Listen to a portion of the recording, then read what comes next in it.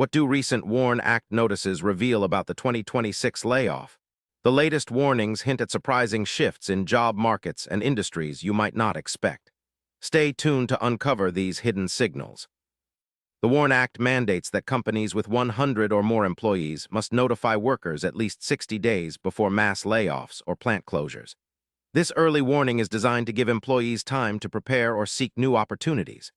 Recent notices filed for 2026 layoffs suggest businesses are bracing for significant workforce reductions, signaling economic shifts you need to watch.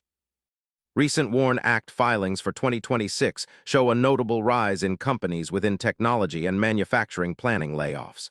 This trend indicates these sectors face challenges like automation, supply chain issues, or market shifts. These layoffs could reshape job availability and regional economies more than expected. The WARN Act notices reveal geographic clusters where layoffs will hit hardest. The Midwest and Southeast regions appear particularly vulnerable. These areas rely heavily on manufacturing and industrial jobs that are now under threat. Understanding these hotspots helps communities prepare and adapt to upcoming changes. The surge in WARN Act notices for 2026 is more than isolated job cuts.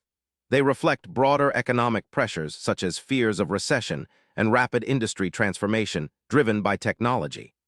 These layoffs may be early indicators of a shifting economy, urging workers and policymakers to prepare for change. Recent WARN Act notices give you a rare glimpse into the looming 2026 layoffs and their potential impact on industries and regions.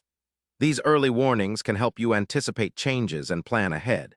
Hit subscribe for daily answers to questions you didn't know you had and stay informed about the world around you.